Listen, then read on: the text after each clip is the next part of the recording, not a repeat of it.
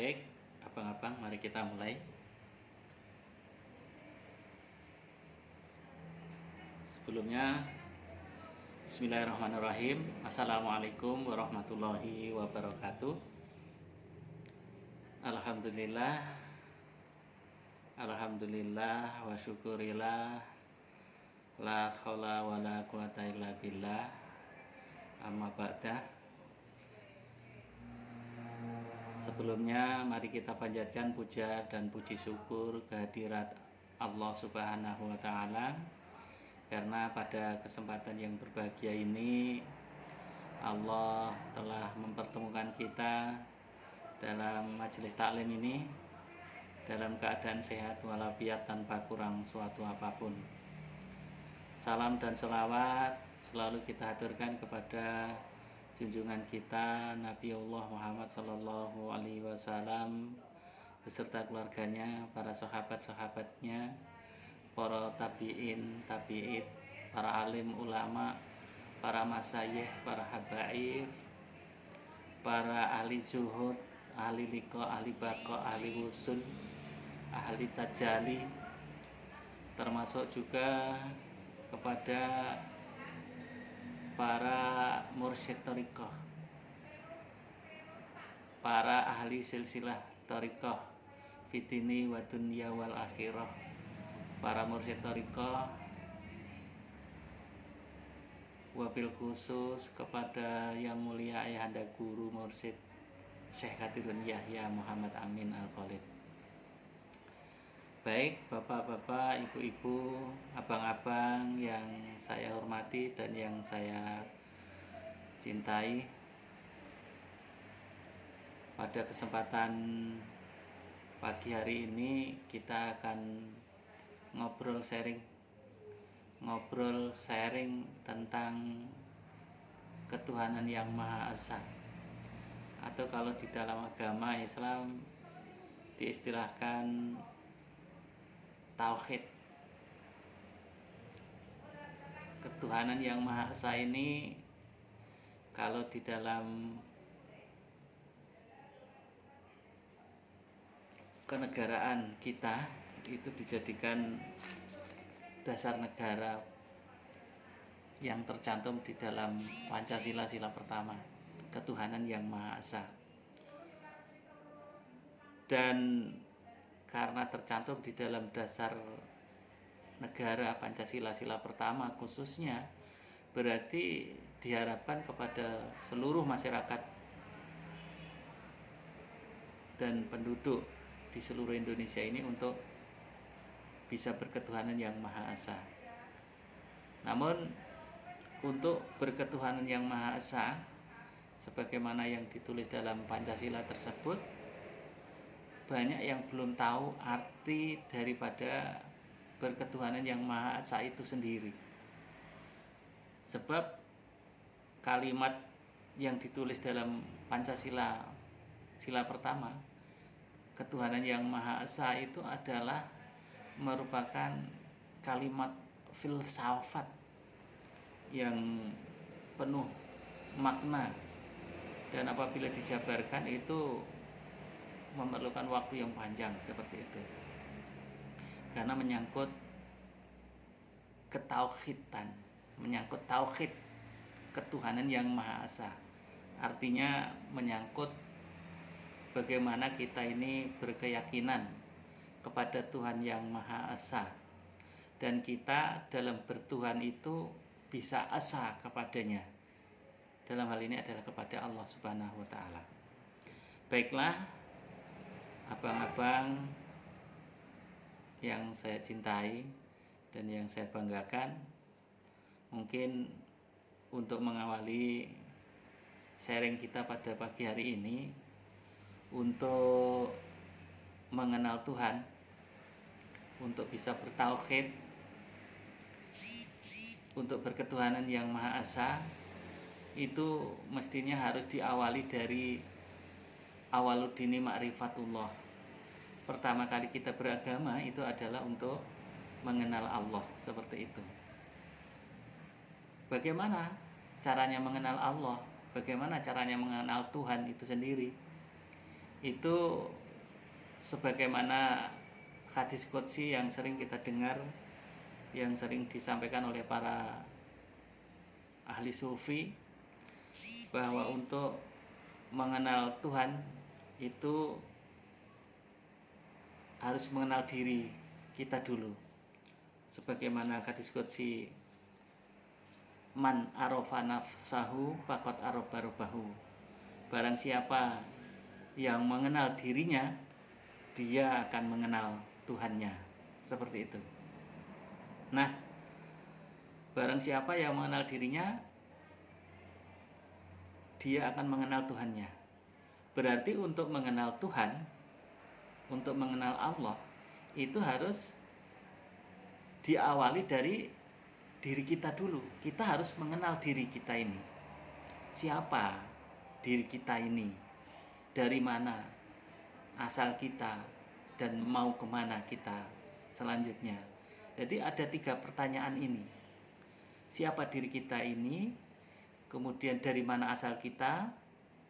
Kemudian mau kemana kita? Seandainya saya mungkin menanyakan abang saya Pak Nyoman misalnya, dari mana asalnya Pak Nyoman? Siapa diri Pak Nyoman? Terus mau kemana diri Pak Nyoman selanjutnya? Jadi 3 pertanyaan ini dalam rangka untuk mengenal diri kita. Begitu juga misalnya saya misalkan kepada Pak Safi'i atau Pak Rifai, siapa diri Anda? Siapa diri Anda yang sebenarnya? Siapa diri Rifai yang sebenarnya? Dari mana asalnya Rifai itu? Kemudian mau kemana Rifai? Dan seterusnya. Ini syaratnya untuk mengenal diri kita. Untuk mengenal Tuhan itu adalah syaratnya harus mengenal diri kita dulu. Baik. Dan untuk mengenal diri kita, kita harus tahu sangkan paraning dumadi, atau istilahnya adalah ngerti asal usule awake dhewe. Kita itu dari mana sebenarnya? Kita itu dari mana? Itu yang harus kita tahu. Asal usul kita itu kita harus tahu. Kalau di dalam Al-Quran kita dijelaskan bahwa manusia itu diciptakan dari tanah, dari saripati tanah. Di sana dikatakan manusia itu diciptakan dari saripati tanah, dari mintin, min turab, dan min solsoleh, dari tanah kering, tanah tembikar, tanah lumpur. Kalau kita menganalisa, berarti kalau manusia itu diciptakan dari saripati tanah atau dari tanah, itu analisanya bukan kita berarti diciptakan dari tanah kemudian dibentuk kemudian menjadi manusia. Seperti itu tidak. Tetapi manusia diciptakan dari saripati tanah itu adalah melalui proses kedua orang tua kita. Semua manusia yang lahir ke dunia ini melalui proses kedua orang tua kita. Kecuali satu, Nabi Yesus. Nabi Isa alaihissalam itu lahir dari satu orang tua, dari ibu. Tapi kebanyakan manusia adalah terlahir dari kedua orang tua. Bagaimana prosesnya? Sebelum kita terlahir ke dunia ini adalah kita melalui proses kedua orang tua kita. Dan di dalam Al-Quran tadi dikatakan bahwa kita ini diciptakan dari saripati tanah. Bagaimana korelasinya? Sementara kita ini diproses, diciptakan melalui kedua orang tua, tetapi di sisi lain adalah di dalam Al-Quran itu dikatakan kita dari saripati tanah. Itu adalah seperti ini, bahwa setiap manusia itu terlahir dari kedua orang tuanya. Hubungannya dengan ciptaan manusia yang dikatakan di dalam Al-Quran dari saripati tanah tadi adalah seperti ini, bahwa seluruh orang tua kita, siapa saja, itu adalah makanan yang dimakan itu adalah semua dari tumbuh-tumbuhan, dari tumbuh-tumbuhan yang tumbuh di tanah. Katakanlah orang tua kita misalnya ibu kita, ibu dan bapak kita makan nasi. Nasi adalah dari padi. Padi adalah tumbuh di tanah.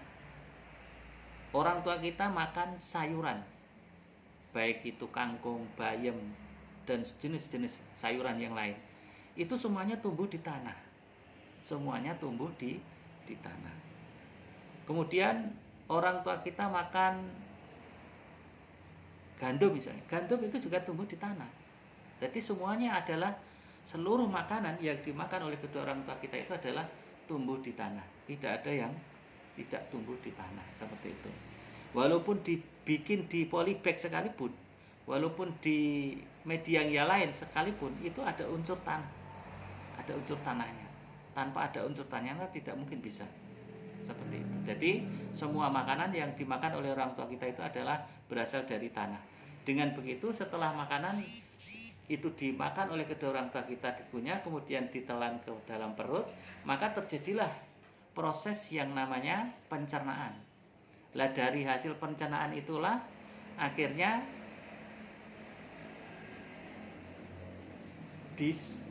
dilanjutkan penyerapan sari-sari makanan oleh pencernaan kita. Jadi di sana setelah terjadi pencernaan maka akan dipisahkan antara sari makanan dan sisa makanan. Di mana untuk sisa-sisa makanan itu dibuang setiap pagi di pagi hari. Kemudian sari-sari makanan itu akan didistribusi ke seluruh tubuh kita ini. Seluruh vitamin-vitamin itu akan didistribusi ke seluruh tubuh kita dan sampailah ke tulang sulbi untuk bapak dan untuk ibu sampailah ke ovarium. Untuk yang bapak-bapak menjadi yang namanya sel sperma, kemudian untuk yang ibu-ibu jadilah sel telur. Berkat dari sari-sari makanan yang dimakan oleh orang tua kita tadi, maka intinya sarinya itu adalah jadilah yang namanya bapak. Dari bapak itu sel sperma dan dari ibu sel telur. Antara sel sperma dan sel telur itu terjadilah pertemuan dan disitulah dinamakan terjadi pembuahan, bersatunya antara sel sperma dan sel telur. Kemudian setelah terjadi pembuahan, maka sel telur yang dibuahi tadi akan secara alam akan ditempatkan di rahim seorang ibu. Kemudian disitulah menjadi tumbuh berkembang, yang semuanya adalah diproses melalui kedua orang tua kita. Siapa yang melakukan pemrosesan? Tentunya adalah Allah sendiri. Kemudian dari 40 hari pertama menjadi segumpal darah. Kemudian 40 hari ketiga menjadi 40 hari kedua maksud saya menjadi segumpal daging. Kemudian 40 hari ketiga menjadi bentuk yang sempurna. Dan setelah usianya 120 hari dikatakan setelah aku sempurnakan bentuknya, maka aku tiupkan rohku. Dalam hal ini adalah roh Allah. Dan di dalam Al-Quran disebutkan bahwa sebelum roh itu ditiupkan ke dalam janin yang sudah disempurnakan bentuknya tadi, maka Allah berjanji, roh tadi berjanji kepada Allah. Allah menanyakan kepada roh, alastu bi rabbikum, bukankah aku ini Tuhanmu? Dan roh tadi, roh yang akan ditiupkan ke janin yang sudah disempurnakan bentuknya tadi menjawab, bala sayyidina, iya engkau adalah Tuhanku. Dari sinilah proses kejadian manusia yang diciptakan oleh Allah melalui kedua orang tua kita ini, dikatakan di dalam Al-Quran tadi dari saripati tanah. Disinilah prosesnya. Jadi artinya manusia itu diciptakan dari saripati tanah, yang sebenarnya adalah melalui proses kedua orang tua kita. Yang orang tua kita itu adalah makanan yang dimakan sehari-hari itu adalah berasal dari tumbuh-tumbuhan yang tumbuh di tanah. Jadi seperti itu. Maka setelah disempurnakan bentuknya, setelah ditiupkan roh ke dalam janin yang sudah disempurnakan bentuknya, sempurna bentuknya itu artinya adalah dari ujung rambut sampai ujung kaki itu sudah lengkap. Di mana di situ ada kepala. Di dalam bagian kepala ada mata, ada dua mata, ada hidung, ada lubang hidung, ada telinga, kemudian ada mulut, ada leher, seterusnya ada badan, kemudian ada kedua tangan, ada kedua kaki, kemudian masing-masing tangan ada jari-jari, termasuk juga di kaki, itu ada jari-jari. Kemudian yang terakhir ditentukan kelaminnya, laki-laki atau perempuan. Itulah yang dimaksud bentuk yang sempurna. Kemudian setelah genap 9 bulan 10 hari, maka lahirlah janin tadi ke dunia ini. Lahirlah ke dunia ini untuk menjalani kehidupan di dunia ini. Pada waktu kita di kandungan, pada waktu proses di kandungan, bayi atau janin yang masih di kandungan tadi hidupnya serba tercukupi. Serba tercukupi, istilahnya berada di surga. Di surga ibunda, di rahim ibundanya tadi. Jadi di surga semuanya sudah tercukupi. Baik makanan, sari-sari dari sari-sari ibunya. Makanannya adalah sudah tercukupi dari ibunya. Artinya sudah dicukupi oleh Allah melalui orang tua ibunya tadi terutama. Kemudian setelah lahir ke dunia, maka setelah menerima perjanjian dari Allah, alastu birabbikum tadi, kemudian roh menjawab balas sahidnya, maka setelah 9 bulan 10 hari lahirlah ke dunia ini dan menjalani kehidupan seperti sekarang ini. Jadi intinya yang ingin kami sampaikan bahwa pada waktu proses kejadian ini ada fase-fasenya, di mana setelah fase yang ketiga, di mana saat usia kandungan 140 hari, saat ditiupkan ruh. Jadi setelah manusia itu terlahir ke dunia ini, menjalani kehidupannya, maka bisa kami simpulkan bahwa pada penciptaan proses manusia melalui kedua orang tua kita, itu adalah manusia itu terdiri dari 3 unsur. Yang pertama adalah unsur jasad. Jasad itu adalah dari ujung rambut sampai ujung kaki ini, jasad. Kemudian yang kedua, unsur jiwa. Unsur jiwa itu istilahnya badan halus. Jadi kalau jasad itu adalah badan kasar yang terdiri dari ujung rambut sampai ujung kaki, itu badan kasar. Kemudian yang kedua adalah jasad halus atau jiwa, badan halus atau jiwa. Kemudian badan halus atau jiwa ini sering disampaikan akal budi atau akal kolbu, di mana manusia itu setiap penciptaan manusia dilengkapi oleh Allah perangkat lunak atau jiwa yang dinamakan kalau bahasa Jawa. Kemudian kalau bahasa Arab itu dikatakan disertai nafs. Di mana dalam badan halus ini kemudian disertai perangkat-perangkat yang lainnya seperti nafsu, dilengkapi dengan nafsu-nafsu, di mana kalau di dalam ilmu sufi itu dijelaskan ada 7 nafsu di situ. Ada nafsu amarah, ada nafsu lawama, ada nafsu mulhamah atau sufiyah, kemudian ada nafsu mutmainah, ada nafsu rodiyah mardiyah, kemudian ada nafsu kamilah. Ada 7 nafsu. Dan nafsu dari 7 nafsu itu ada titik tengahnya, yaitu di nafsu mutmainah. Baik, untuk nafsu ini mungkin nanti penjelasan di akhir akan kami sampaikan.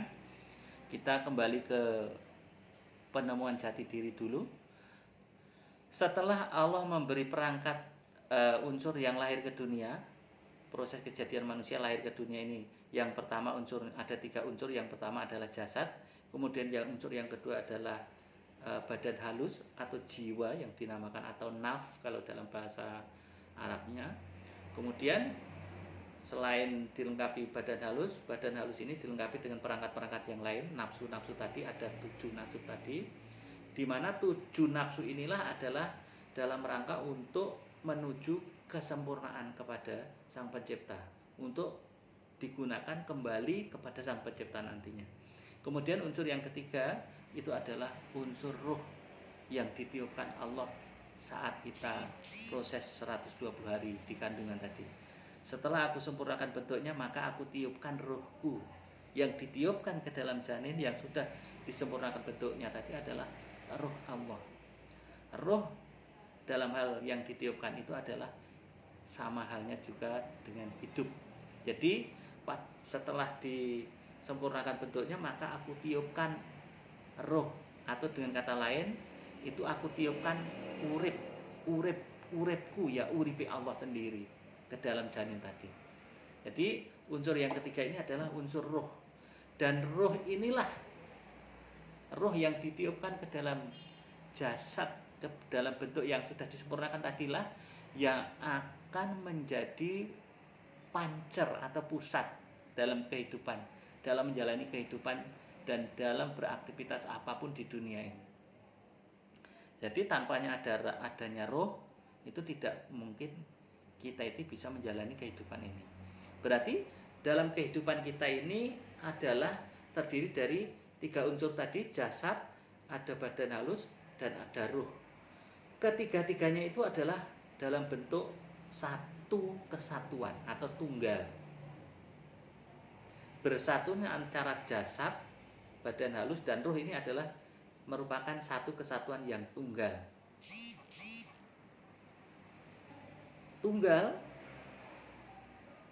dalam menjalani kehidupan ini. Nah, disinilah kemudian dalam proses menjalani kehidupan ini nanti, kalau kita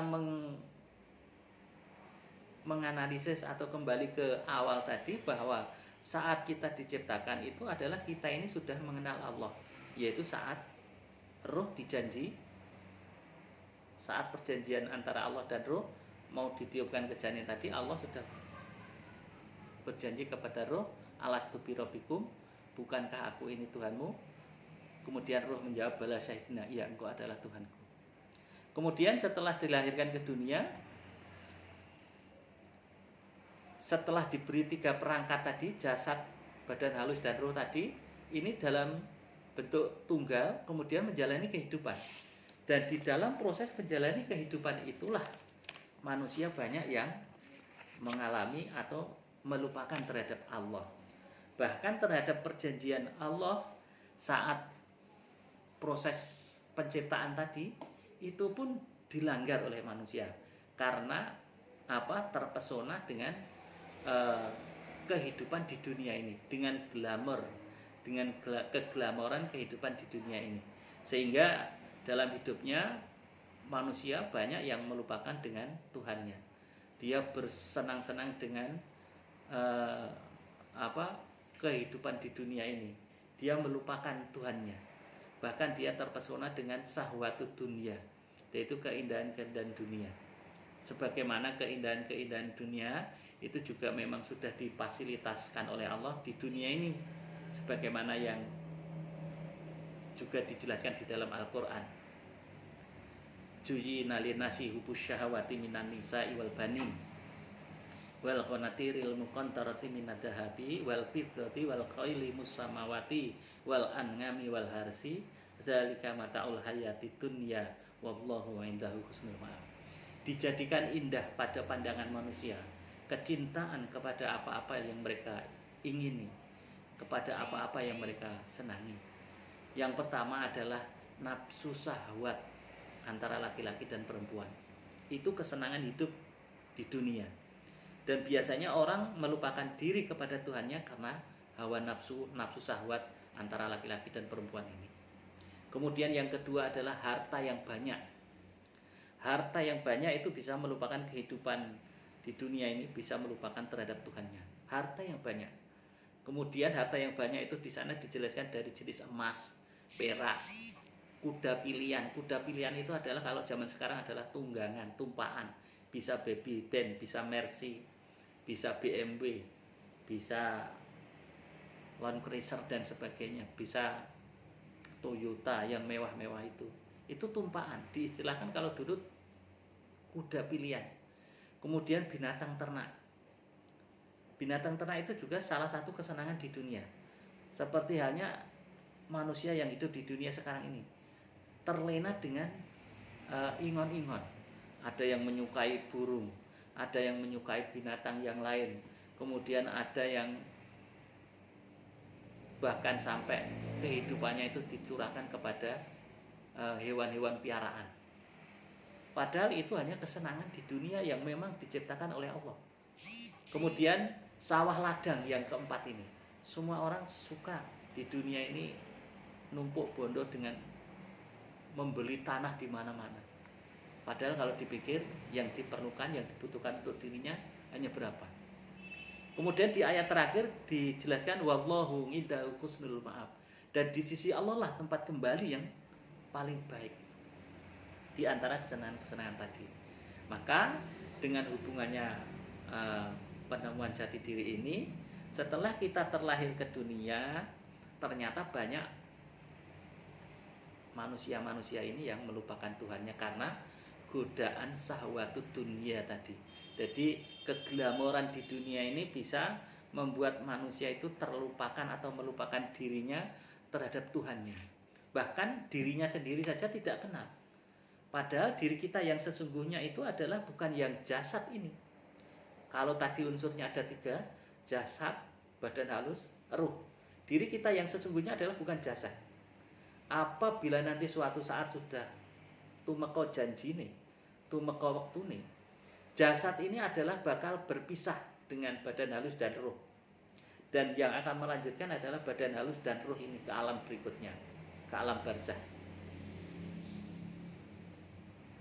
Dan itu pun nanti kalau dalam kehidupan di dunia ini dia tidak bisa menyempurnakan dirinya, tidak bisa menemukan dirinya, tidak bisa menemukan jati dirinya, berarti nanti dia pada waktu terjadi perpisahan antara jasad dan ruh badan halus ini nanti akan mengalami kegelapan, akan mengalami kehidupan di alam barzah itu dalam alam kegelapan.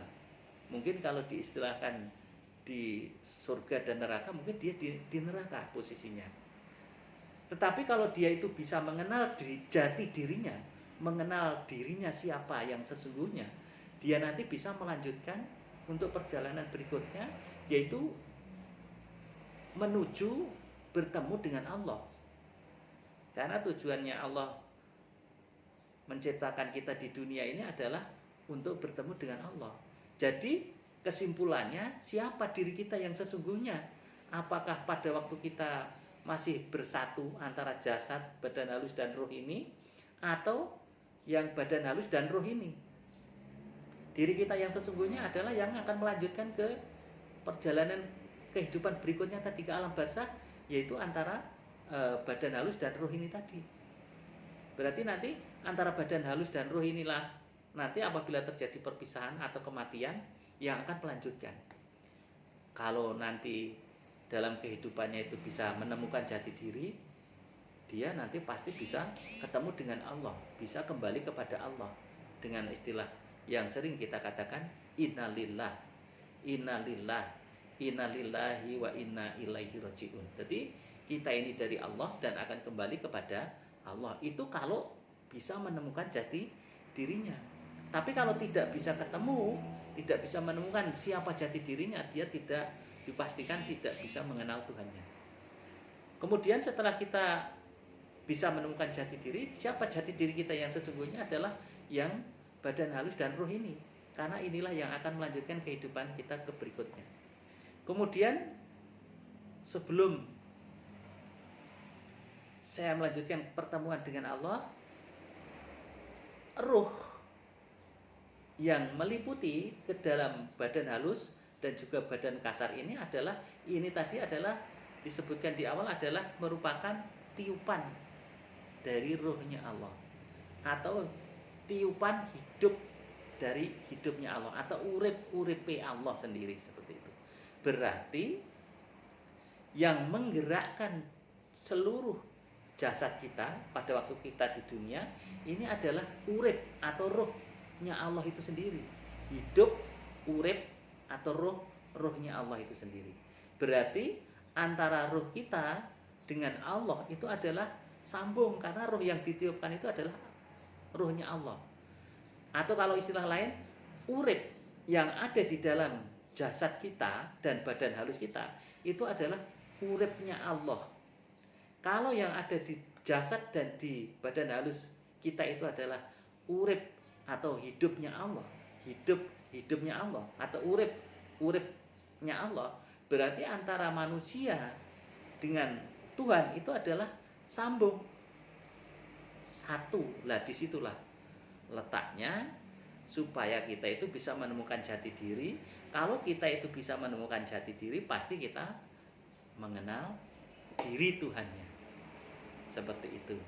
Jadi kesimpulannya, dengan kita mengenal jati diri kita, mengenal sangkan paraning dumadi atau asal usul diri kita bakal menemukan diri kita yang sejati.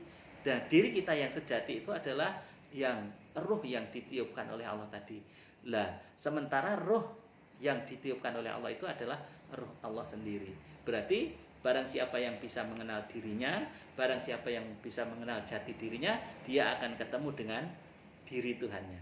Lah, disinilah penjelasan dari hadis qudsi yang sering diungkapkan oleh para sufi, man arafa nafsahu faqad arafa rabbahu. Barang siapa yang mengenal dirinya, maka dia akan mengenal Tuhannya. Seperti itu. Berarti dengan kita mengenal asal usul kita, bahwa kita ini dari tiupan ruh dari Allah, berarti kita, antara kita dengan Allah itu adalah sambung. Berarti kita sudah paham bahwa hidup yang ada di diri kita itu adalah hidupnya Allah sendiri. Maka tidak mustahil seluruh yang ada di bumi dan langit ini adalah wujudnya Allah. Dia adalah ciptaan Allah. Dan yang meliputi seluruh wujudnya Allah, seluruh ciptaannya Allah tadi adalah Allah sendiri. Hidupnya Allah sendiri, uripe Allah sendiri.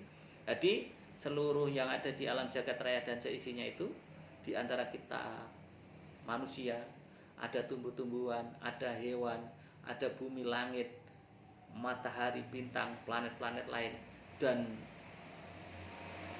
yang jumlahnya tak terhingga itu, semuanya adalah merupakan wujudnya Allah, merupakan sifat dari Allah, wujud daripada Allah. Dan wujud daripada Allah itu diliputi oleh Allah sendiri, hidupnya Allah sendiri, atau ruhnya Allah sendiri, atau zatnya Allah sendiri. Jadi itulah Bapak Ibu, rekan-rekan, abang-abang yang saya hormati, kunci daripada mengenal diri kita itu adalah untuk menemukan jati diri, untuk mengenal jati diri kita. Kemudian dengan mengenal jati diri kita akan mengenal Tuhannya.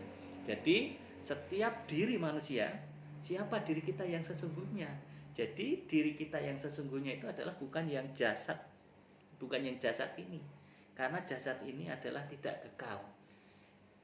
Mungkin hidup di dunia ini kisaran, kalau kita tiba Rasul itu hidup di dunia selama 63 tahun.